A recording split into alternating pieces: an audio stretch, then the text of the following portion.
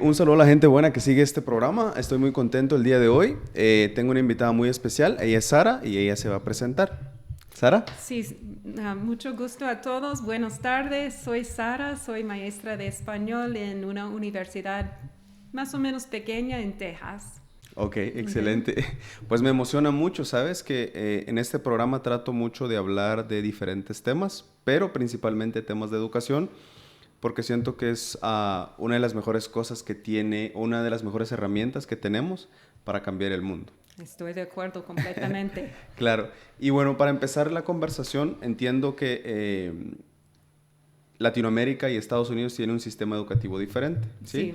Pero es interesante para ti porque tú estás como de alguna manera en medio, porque estás enseñando español a las personas de Estados Unidos. Exacto. Entonces, ¿qué crees tú que motive a la gente a aprender español en Estados Unidos?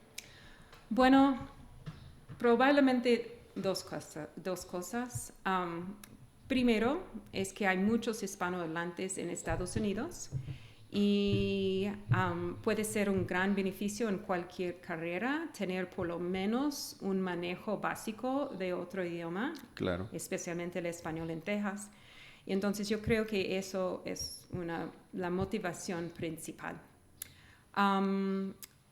Para otros es algo de cumplir con un requisito, porque, por ejemplo, para ganar una licenciatura en Estados Unidos, por lo menos en la mayoría de las universidades, si estudias humanidades, ciencias sociales, es un requisito tener 2 años de cualquier idioma extranjero.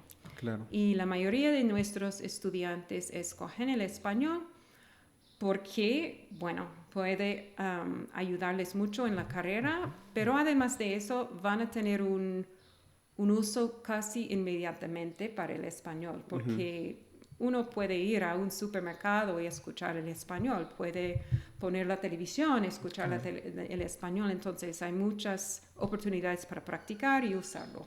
Claro, entiendo. Y me parece muy interesante porque hace poco estaba viendo en un libro que el mundo, como lo conocemos, se divide generalmente por países, ¿no? Y puedes ver como las fronteras de cada país. Pero luego aparecía otra imagen donde el mundo ya no se divide por los países, sino por los idiomas, porque ahora podemos hablar y conectarnos con cualquier persona de cualquier parte del mundo, pero ahora la barrera es el idioma, ¿no? Si no hablas japonés, pues es difícil hablar con japoneses, ¿no? Sí, claro. O si no hablas español, no te podrías comunicar con toda Latinoamérica, Sí, ¿sí? sí. Entonces, y bueno, el tema también es un poquito sobre cómo ves tú el hecho del aprendizaje del español en la universidad. ¿Crees que es un tema fácil o difícil a nivel general? Um, en el nivel general yo creo que lo que es más difícil para los estudiantes es el tiempo que necesitan para dedicarse a estudiar, memorizar vocabulario, aprender las diferentes reglas gramáticas. Muchas veces los estudiantes cuando vienen a la universidad piensan, ok, voy a asistir a esta lectura, o no a esta lectura, pero a esta presentación, voy a escuchar al profesor, leer unos capítulos en el Claro. libro, tomar la prueba. Y el español, aprender un idioma, tiene que ser mucho más activo, ¿verdad? Exacto. Entonces, por ejemplo, en mis cursos reunimos 4 veces a la semana por como 50 minutos cada vez. Y especialmente antes de la pandemia, mis estudiantes estaban moviendo por el salón para hablar con varios compañeros. Tenemos actividades, juegos, cualquier cosa para que usen el idioma en el salón. Pero además de eso, para usar el idioma en el salón de clase, ellos tienen que trabajar fuera de la clase, fuera del salón, para memorizar vocabulario o aprender unas reglas gramaticales. Entonces, es mucho trabajo. Exacto. Y a veces para ellos es difícil porque piensan, es un clase al nivel básico, va a ser fácil. Y no es. Claro, lo entiendo. Y me parece interesante lo que dices porque en Latinoamérica hay mucha mala información sobre aprender un idioma.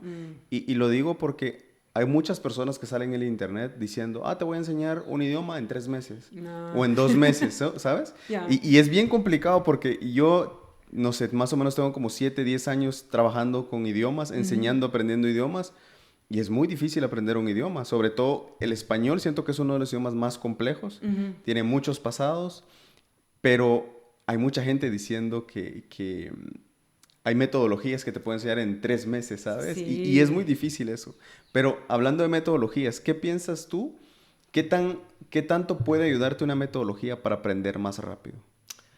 Bueno, lo que está más o menos sería de modo ahorita en Estados Unidos es esta idea del salón de clase reversado, no sé, Ajá, se inverso. dice inverso, se dice flipped classroom, ¿verdad? En que los estudiantes aprendan las reglas, memorizan el vocabulario, estudian la lección, la lectura, después vienen al salón para practicarlo. Lo que yo hago en mis clases es una mezcla de algo más tradicional y algo del salón inverso, ¿verdad? Porque de mi experiencia yo creo que los estudiantes necesitan un poco de ayuda para aprender especialmente los conceptos más difíciles de gramática. Claro. Entonces normalmente les doy una tarea de leer una parte del libro o ver un video que explica la gramática. El día siguiente yo doy un resumen más o menos con unos ejemplos del concepto y después a practicar. Claro. Entonces, eso es mi manera de encontrar un equilibrio entre la enseñanza más tradicional y lo más de moda ahorita. Cierto. No, y lo entiendo totalmente. Y me parece interesante porque creo que al final muchas veces hay una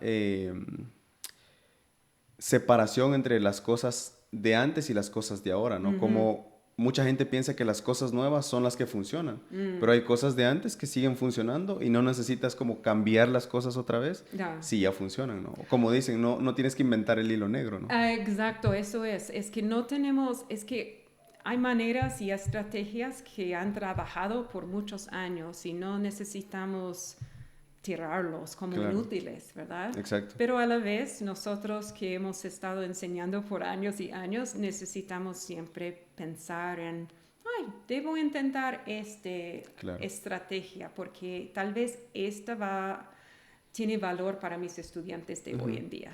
Entonces, es verdad. Ya. ¿Y cómo ves la situación ante el tema de la pandemia, ¿no? La pandemia nos obligó de alguna manera a acelerar un poco nuestra transición a la educación virtual, pero Latinoamérica creo que no estaba tan preparada para la educación virtual. Creo que mucha gente o muchos estudiantes odian la educación virtual, no por la educación virtual en sí, sino por la forma en que ellos se introdujeron a la educación virtual.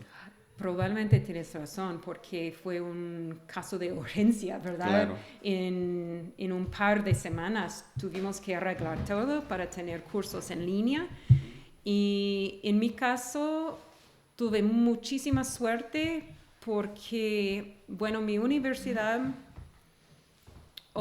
ofreció unas herramientas, pero también tengo unos estudiantes fantásticos y una estudiante mía me enseñó cómo usar Zoom y para formar grupos en Zoom y todo eso. Entonces, de veras, por lo menos en mi universidad, nosotros, los profesores, la mayoría creo, y los estudiantes adoptamos rápidamente a la situación.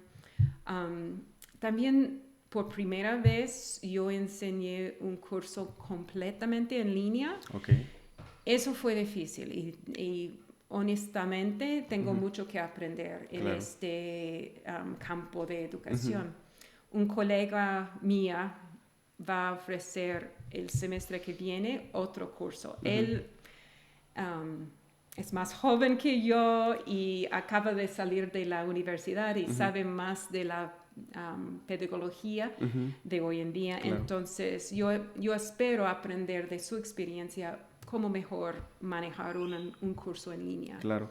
¿Y tu experiencia ante la pandemia? Entiendo que, bueno, como profesor, ¿cómo lo ves tú en el sentido de que, por ejemplo, en Guatemala, un profesor generalmente tiene otro trabajo, ¿sabes? No es profesor de tiempo completo. Ya. En Estados Unidos es un trabajo de tiempo completo.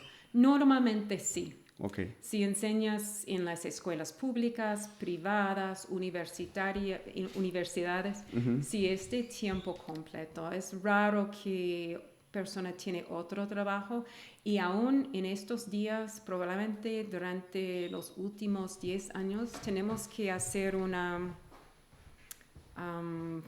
¿cómo diría? Como una testamento que si tenemos otra manera de ganar la vida, otro empleo, tenemos que informar a la universidad. Yo no sé si eso es así en las escuelas públicas, pero... Sí, bueno, y yo tengo el conocimiento que no es así. Si tú tienes un horario de 8 de la mañana a 12 y tú encuentras un trabajo a las 2 de la tarde para las 5, no necesitas informarlo. Sí. Y entiendo también, bueno, no sé, hablé con un profesor de una universidad hace poco tiempo. Él es profesor de psicología en la Universidad de New Hampshire y él me comentaba que para ser profesor, él tenía que hacer investigaciones constantes. Creo que tenía que hacer 3 investigaciones constantes. Sí. Lo que no recuerdo si es solo porque él es profesor de maestría. No recuerdo si solo para maestría o es general. Eso es distinto. Yo soy, como se dice instructora o educadora. Okay. No tengo doctorado.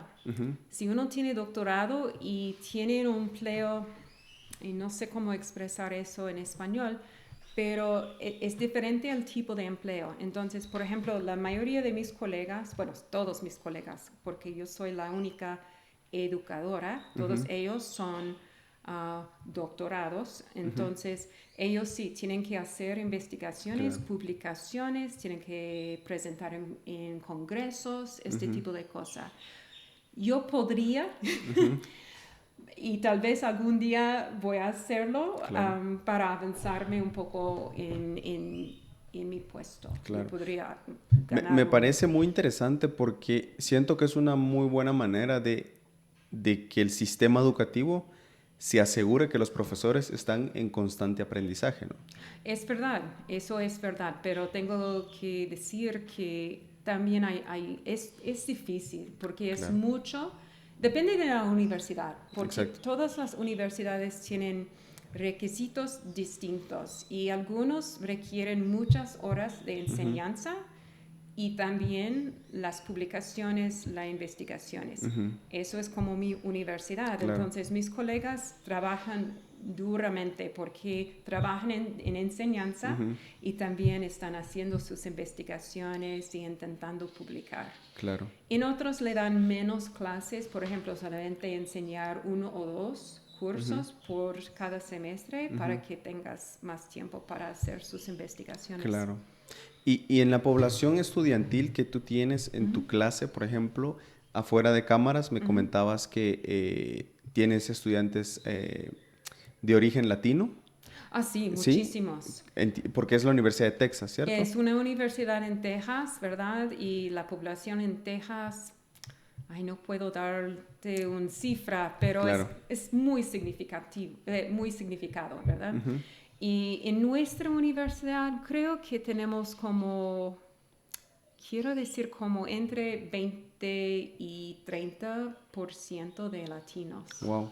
No todos hablan español. Exacto. De hecho, en la escuela hemos recibido a diferentes estudiantes latinos que no hablan nada de español. Nada de español. Claro. Sí, a veces tienen un poco de vergüenza, pero yo les digo, mira, está bien, porque sus papás tal vez no hablaban español tampoco, o solamente por tener un apellido hispano no quiere decir que habla español. Exacto. Entonces, tranquilos, podemos aprender juntos. Entonces, sí, pero tenemos muchos estudiantes latinos con una gran variedad en su habilidad en el idioma español. Claro, claro. Y las clases en sí.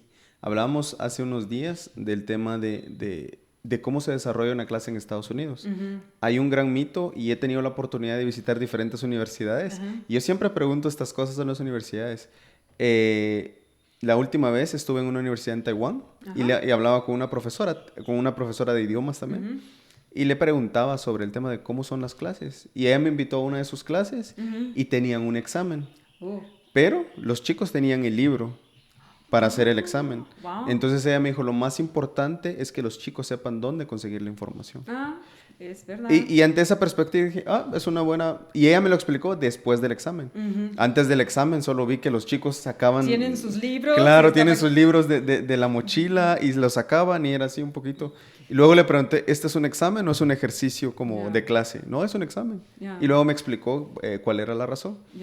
Y yo pensé, bueno, aquí no, los chicos no copian o no preguntan en un examen cuál es la respuesta. Pero, ¿cómo es tu experiencia ante esa situación? Bueno, normalmente, para nuestros cursos en español no les permitan usar libros, ni diccionarios, ni cosas así. Aunque recuerdo en mis cursos más avanzados, a veces los profesores, cuando yo fui estudiante,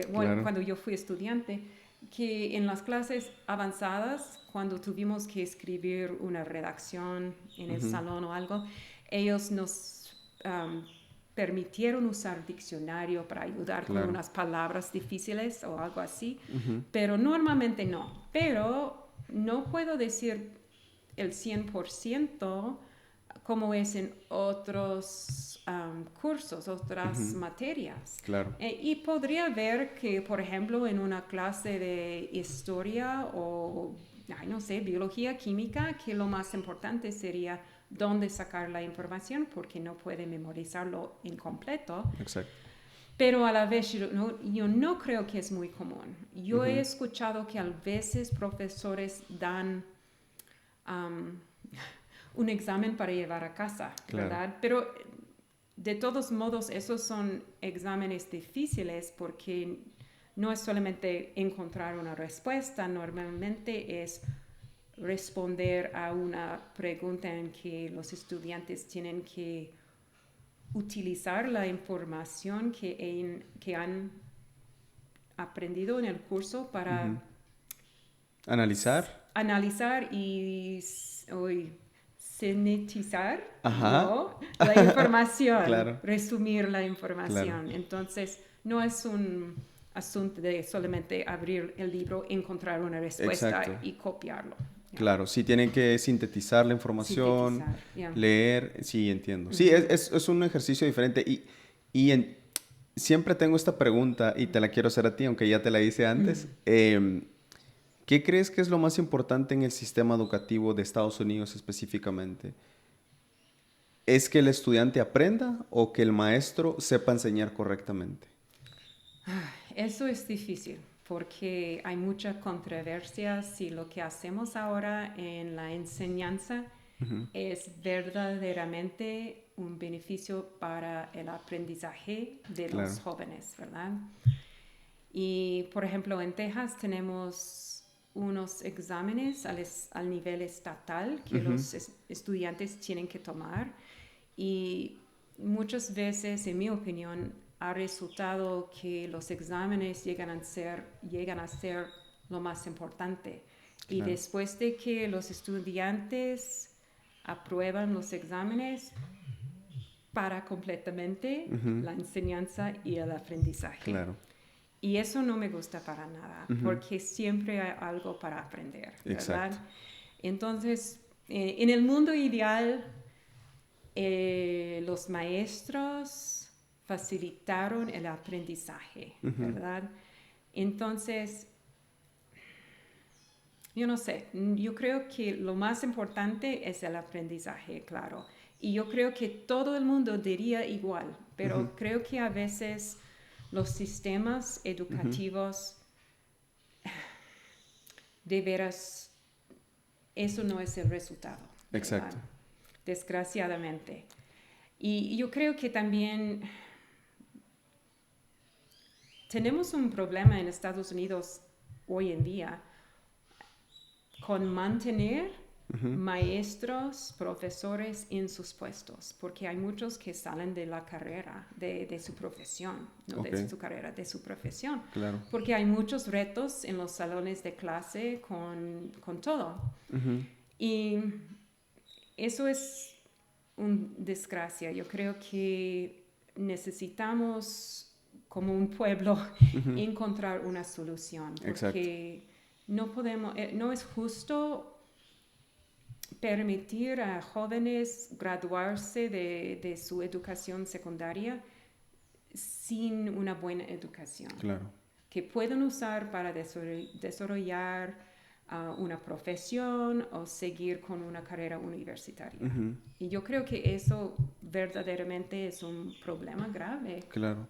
¿Por qué crees que los maestros abandonan la carrera de maestro? Yo creo que... ¿Por salarios bajos? Siempre dicen claro. Pero, y tal vez... Yo río cuando pienso en eso, porque no soy una persona muy ambiciosa cuando viene el dinero. Sí, quiero suficiente para mantenerme, para tener una familia, para ser cómodas, pero no es ganar. Claro. No es la razón principal. Sí, y entonces yo creo que todo el mundo y los profesores, los maestros trabajan mucho, tienen un trabajo difícil, deben ganar lo suficiente. Pero yo no creo que esto es la razón que salen de sus trabajos. Creo que hay un poco de falta de comunicación entre padres y el sistema educativo. Claro. Entonces, los padres necesitan entender más que los niños, los jóvenes necesitan el apoyo de los padres en la educación, no solamente en sus actividades fuera de la escuela. Entonces, los padres necesitan asegurar que sus estudiantes sí hacen las tareas, que sí están estudiando, y eso en turno apoya el trabajo del maestro. Claro. También yo creo que el sistema de disciplina falta algo en el sistema educativo de hoy en día en Estados Unidos.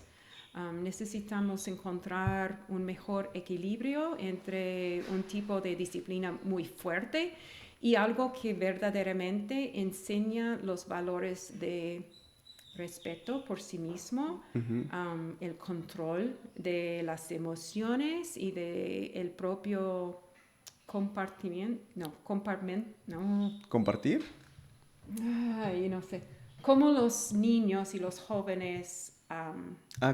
convivir, maybe? No, eso tampoco. Es que la idea es que los niños necesitan ser respetuosos de los otros y de sí mismo, y necesitan ver que siempre no puede ser un juego. Todo no es fácil, pero es que hay mucho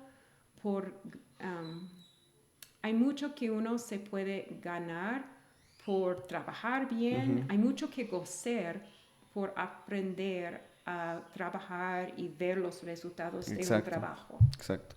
Siento que es una problemática también que pasa en Latinoamérica, y estaba leyendo un libro muy interesante que hablaba sobre el tema, y dice que una de las grandes problemáticas de la nueva sociedad son el uso de las redes sociales, porque en redes sociales siempre se polarizan las cosas, ¿no?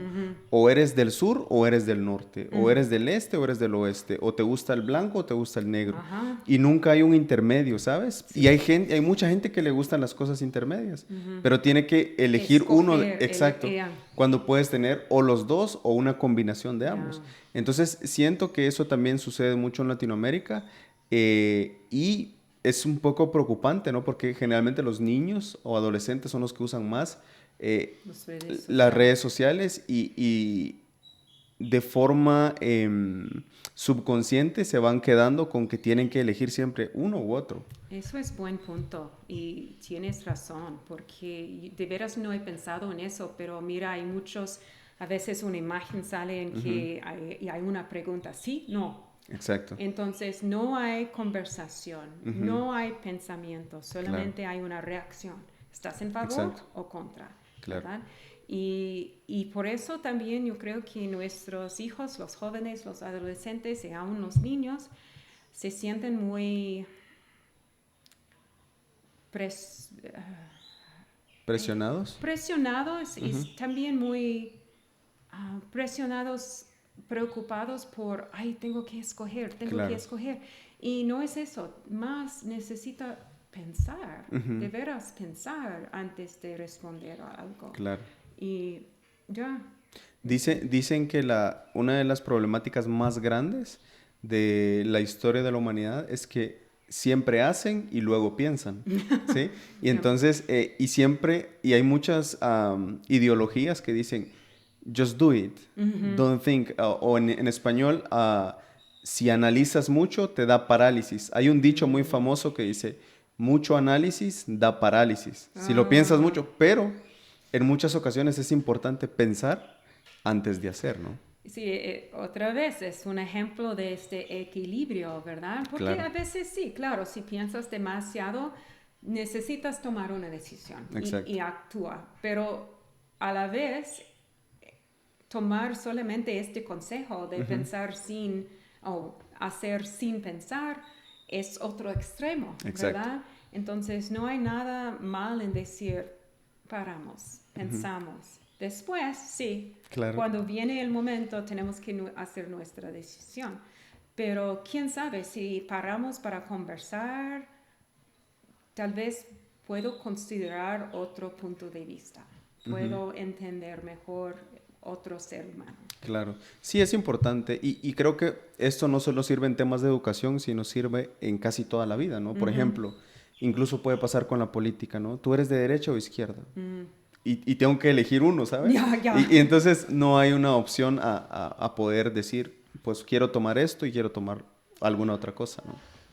Entonces sí es un tema un poco complicado, pero me parece un tema muy interesante de poder platicar y conocer tu perspectiva. Gracias. Porque tú que vives en Estados Unidos, en Texas, es una perspectiva diferente, por supuesto, a la que yo veo en Latinoamérica. Sí. Y bueno, tengo la fortuna de poder viajar a diferentes países dentro de Latinoamérica, pero sí, Estados Unidos es diferente en ese sentido y me parece muy interesante lo que tú dices. Bueno, es un placer compartir en este tipo de conversación porque podemos aprender mucho el uno del otro, porque sí hay grandes diferencias, pero a la vez creo que también tenemos los mismos, muchas veces tenemos los mismos retos y podemos aprender mucho por conversar cómo manejas esta situación, cómo manejas esta dificultad, ¿verdad? Es verdad. No, y muchas gracias por asistir a la conversación. Realmente lo disfruto mucho. Disfruto mucho conocer a gente interesante como tú y sobre todo platicar de temas de educación. Gracias, yo también. Gracias por la invitación. No, es un placer para mí. Solo para terminar, ¿podrías decir un saludo o un saludo final para la gente? Bueno, saludos a todos. Gracias por escuchar nuestra conversación. Y espero mucho que ustedes sigan hablando y aprendiendo sobre la educación y la formación. Es importantísimo para el futuro de todos. Hasta luego. Muchas gracias, Sara. Eres muy amable. Gracias. Un placer.